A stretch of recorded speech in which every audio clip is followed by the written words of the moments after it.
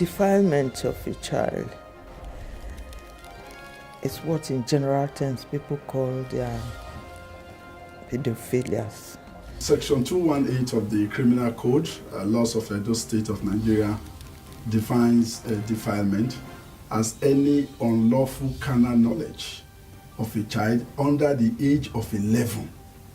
In most cases, it's important to us as sociologists and social scientists because of the consequences on the girl child, the impact, the effect it had on that girl child. Any such unlawful carnal knowledge is a felony and it carries life imprisonment with or without caning.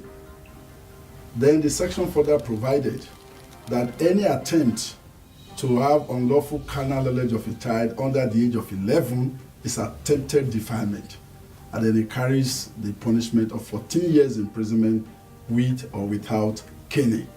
Defiling of a child is a very serious mental disorder. Then any unlawful carnal knowledge, that's section 221 of the same law, of any child that is above 11 but is under the age of 13 carries the punishment of 2 years. It's not gender specific. There are also older women who are interested in younger male children. But the incident, when it comes to female offenders, is not as much or as high as we have with male offenders.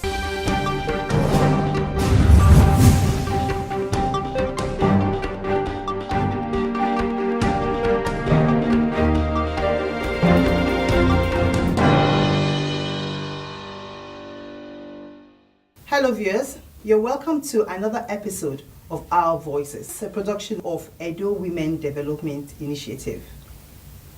My name is Ifweko Izeyamu, and the topic for discussion today is human trafficking. My guest with me is a wonderful woman, Mrs. Esoe Oyemesi, the Vice Chairman of Idia Renaissance Center. You're welcome, madam. Thank you for having me. Hello viewers at home. You are the vice chairman, but there's a section of Idia Renaissance you're part of, the youth center. Oh yes, Idia Renaissance is an all-encompassing organization. We have the anti-human trafficking. So you're part of the youth center. The youth resource center is a part of Idia Renaissance. Okay, and I know you deal a lot with human trafficking.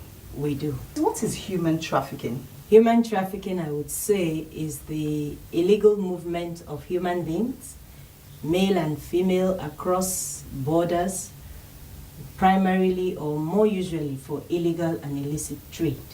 In other words, male are being trafficked as well? Oh yes. Could you tell us something about that? Well, not only males are being trafficked, children as well are being trafficked. The preponderance, however, is with the female child, or the females as a gender. The males are trafficked as well, and when they are trafficked, they are usually conscripted into criminal gangs, responsible for robberies, responsible for drug cartels, and in some places, donor organs harvesting illegally. But I do not think the light has been thrown on it, or awareness in these parts is as much as is being given to the female directed form of human trafficking, which usually is in prostitution. Thank you. That in fact is the emphasis for today. Human trafficking, prostitution especially. I'm surprised to hear about the male one. I never put my mind to it. So theirs is more into drugs, not prostitution. Yes. I see. Yes. And then let's get to the prostitution, the main topic of today. How has it been, especially with your center, in relation, what do you know about prostitution in relation to your center, you know? Okay. I would say prostitution is the rendering or provision of sexual activities in exchange for remuneration of any sort. It could be cash, it could be kind. But what makes it an illegal or illicit activity is that it is not done through the proper channel. Are you saying our special Edo girls are being trafficked for remuneration, money and all that as we speak? They are. Every day somebody is being trafficked in Edo State. The only difference is it's no longer done with as much audacity as it used to be a few years ago. We will take a break now. Let's go to the street and see what the Edo people have to say on this issue.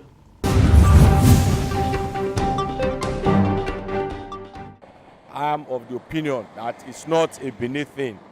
Rather, we are even against it. My own opinion in regards to that your question is it's not actually true like what the people are saying. It's not true. But on the other way around, if you look at it, why people are saying it's only beneath, it's as a result of what they have been airing on the television and not the rest of the station, whereby majority of all those trafficking, by the time you try to differentiate the religion and the states where they came from, you discover that Edo only has the majority. So everybody has that notion to center it on Edo. And even me myself, I continue to think and I continue to imagine if it is not true. And you look at those people that are traveling from here through land to other country, you discover that the majority of them, if they come to an interview, you discover that many of them are from Edo. So everybody already had that notion that they are always centered in Edo. So that is my own opinion. But there are other states that are also doing the same thing.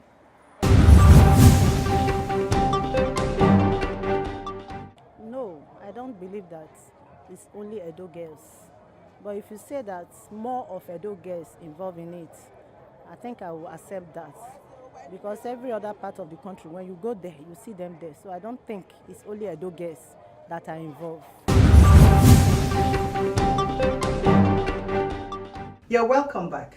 In the course of our work, we have come to discover that in most cases, the girls from Edo State were the least exposed to the wiles of the game.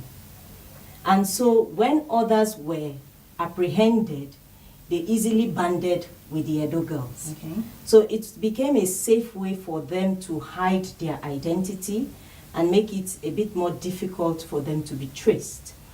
Because in the course of our work, we've had girls who have claimed to be Edo girls, but after undergoing counseling, after undergoing training at our center, they begin to tell you, I'm actually Rita Okeke from Olu in Imo State. I'm actually from Benue State. But when they just picked everybody, since the majority claimed Edo State, I also said Edo State.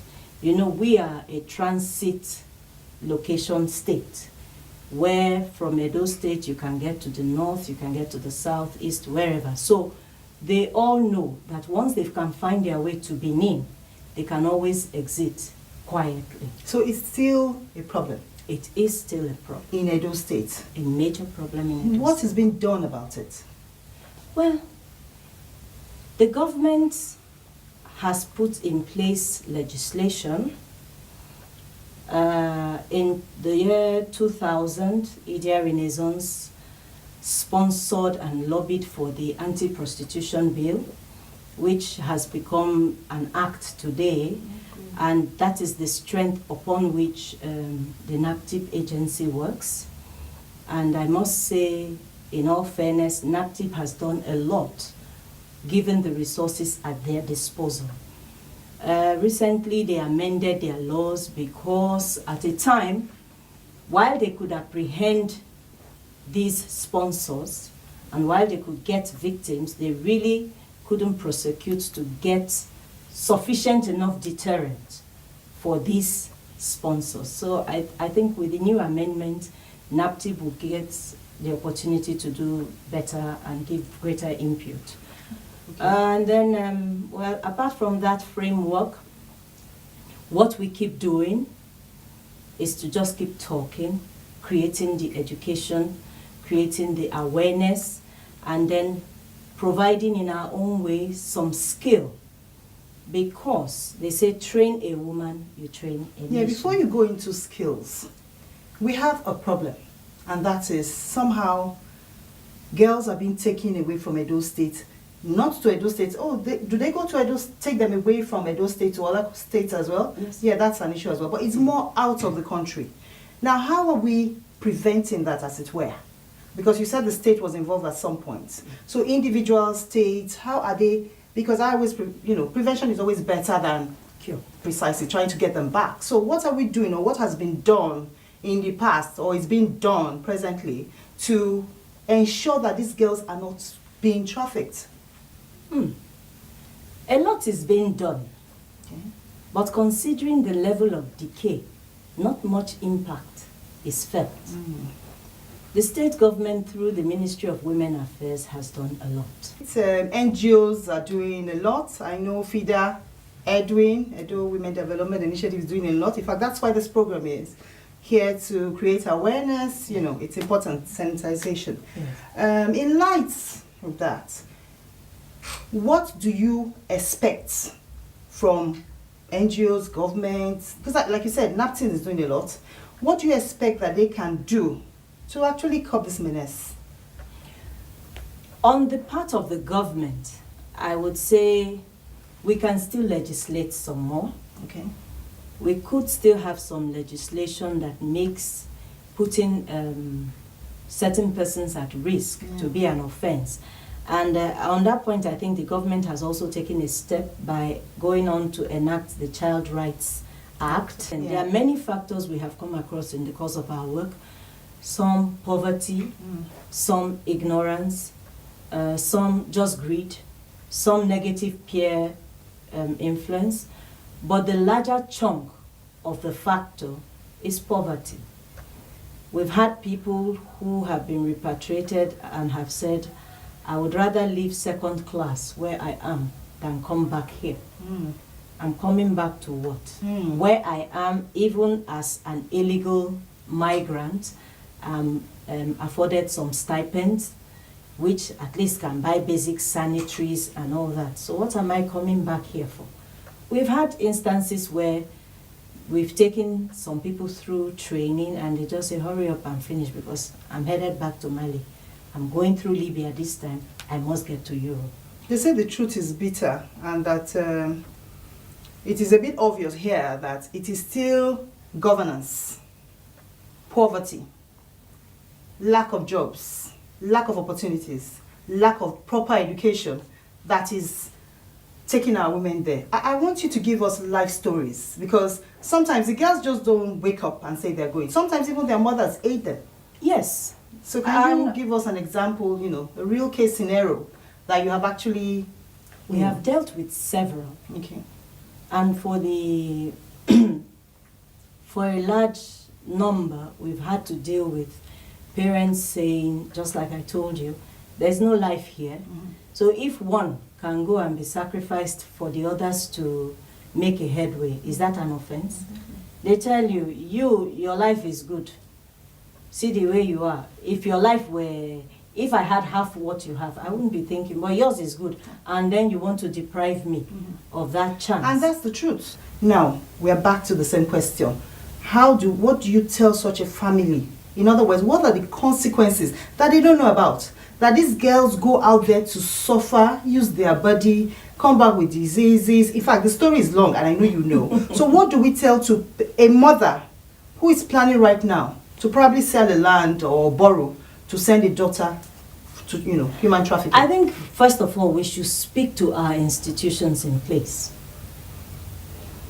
The Edo woman used to be known as a proud species. Not too long ago, we grew up knowing when you say I'm from Benin, there is a respect. I remember in school one time, somebody said, once a Benin girl is married, you don't touch her. You don't even greet her because there's a problem. We had that kind of aura of respect. And so where the institutions in place have allowed these cultural norms to be eroded, I think we need to step back and take a look. Because culture is the way of life of a people. Culture is the identity of a people. And it is true that we have all become Christians. We have jettisoned the traditional beliefs of our fathers. While we can drop the means of worship, it doesn't stop us from holding on to those principles that make us the rare special breed that we are as a people. It is no longer the norm for an Edo child to say an elder and accord respect. It is no longer the norm to say good morning. It is no longer the norm to wake up in the morning and clean your surroundings, because we have all grown civilized. And in the course of this, it's like a cord, is a chain. When you let one erode, it's only a question of time before the other erodes. So this attitude of it doesn't matter, we are civilized. It doesn't matter, we are civilized, is what I believe, coupled with now a delay in justice. Somebody does what is not right, you go to the courts, it takes forever. Some litigants die and their matter is still being adjourned. Children take over and die and the case is still in court. You've gone into litigation now. How does that apply to human trafficking? And prostitution, as it were? Have you succeeded in prosecuting, catching the traffickers and prosecuting? Yes. Through NAPTIP, we have done some work, although it is still a very low number. But one of the problems they have is not speedy dispensation of justice. In other words, you have actually caught a trafficker and taken to court? Oh, that's fantastic. Yes, okay. We have done that. And then but delay again, in justice. Yes, delay in justice. You know, where justice is denied, hope dims.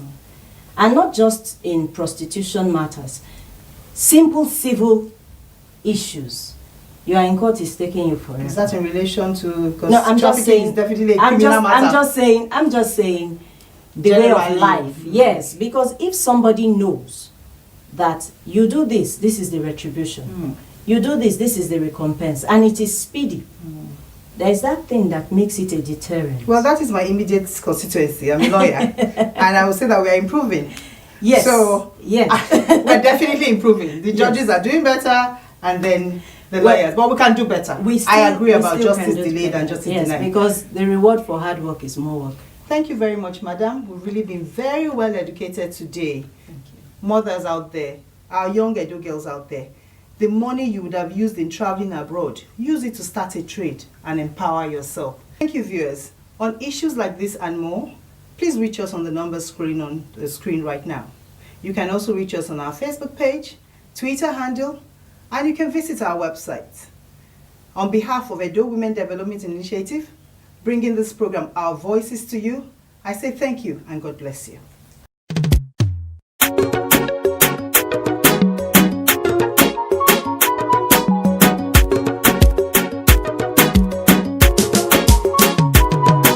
You build a woman, then you build a nation. No woman, there will be no nation. Educate the woman, educate the nation. No woman, there will be no nation. Stand for the woman, then you stand for the nation. No woman, there will be no nation. Support the woman, you support the nation. No woman, there will be no nation. The woman is the mother of a nation. We can build a nation without building up our women now. So let's do what we have to do, so they can live a better life. So we say no, no to women trafficking.